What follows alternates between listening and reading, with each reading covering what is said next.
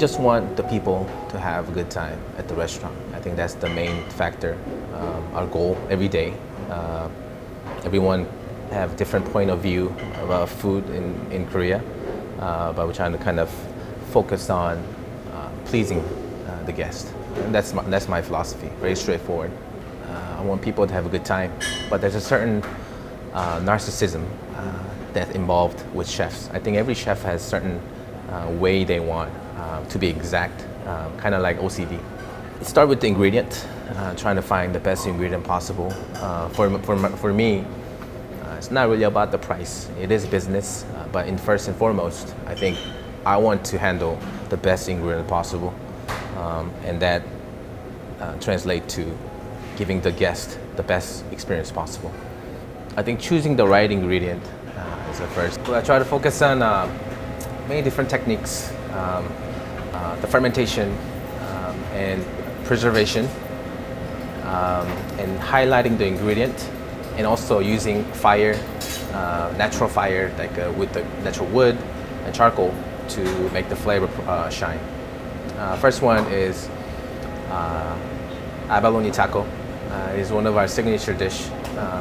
Abalone in Korea, there's three different islands that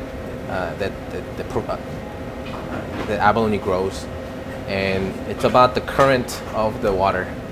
Slower the current, softer the texture of abalone. So the softer texture of abalone, we'll shuck it and we grill it, and then we make taco out of it with yuba skin, soy milk skin. Another dish is jingpyeon, but it's inside the lemon, so we call it lemon jingpyeon. Very traditional, the makgeolli rice cake, but we wanted to put a little twist in it, make it interesting, make it more flavorful. So that's the second dish. Third one is crispy tile fish, but the highlight of that dish is how we ferment the vegetable and make it into a sauce.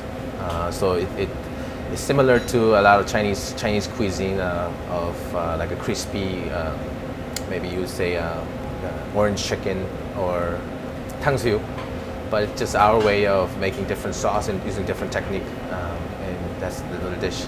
It's very long, I know. Cooking for me was an accident. My cousin, who when I was lost, not sure what I'm gonna do with my life, my cousin recommended, or she saw culinary school when she was driving by, so she just mentioned to me. So I went to the culinary school, and it's fascinating for sure. They guarantee the job after graduation. It wasn't because I loved cooking or anything when I first started, but it ended up being that way. But it kind of grew on me. It wasn't there from the beginning. Luckily, I met great mentors that pushed me to the end of like the cliff. That they never really pushed me to fall, but I think I was at the edge and being pushed to be better. So I work harder than other people. I try to work more than other people.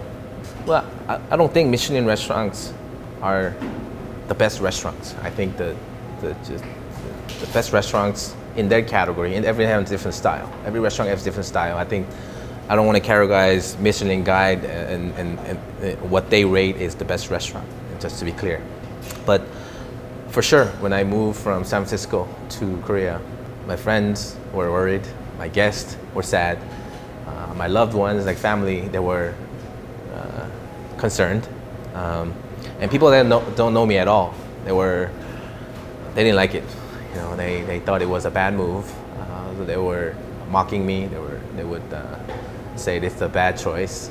But I think in overall, it is based off my life, and I wanted to challenge myself, not just out of curiosity or anything, but I thought in reality, I thought I could make it happen. I had enough, I think, courage. I had enough confidence at what I do as a professional chef. Today, I want to share the book. Title is Great Chef or Friends. Well, there's a lot of different sections here. The sections include the chefs of Friends, obviously the great chefs of Friends. I think that I chose this book because it's how it affected me. and how it affected me is in a way how to, not just how to be a chef, but how to live my life as a chef. This was the book given by my chef at the French Laundry at that time, was Chef Corey Lee. He actually recommended this book to me because it affected him. He said, I don't know the exact reason why, but maybe I was lost. Maybe I wasn't really sure what I'm gonna be as a chef. But I think he wanted to help me out with and give me principles and guidelines to become better chef in his own words. So I took the book, I read it, and I think at that time it didn't really help at all, because what I wanted to do was more recipes and how to work better and how to become better chef. I read it when I became a chef at a restaurant, and I read it. I went back and I read it, and they talk great details about the chef's life and their from their 6 in the morning to 1 in the morning. Their life. They talk about how to build a recipe and how they became the great chef of France, who they are. It's all in the book. It's not a very exciting book, but it's definitely very informative and a guideline to any chefs that are wanting to be better.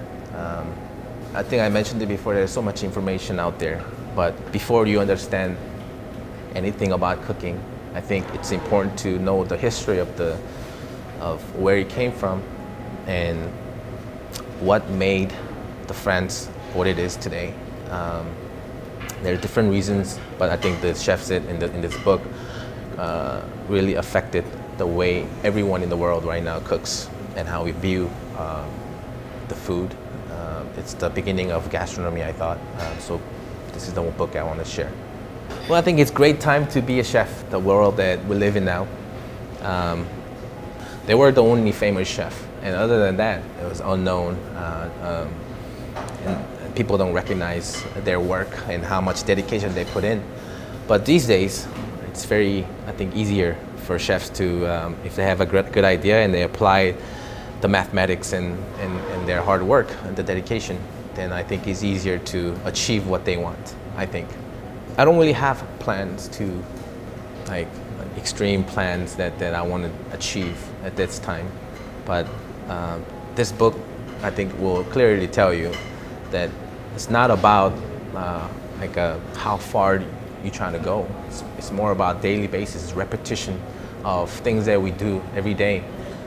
If you focus on that, I think the door would open for other opportunities. And I try not to be greedy about opening different restaurants and making more revenues. I think it's more about daily basis, creating a space for our team, our guests, and everyone that's involved of this restaurant to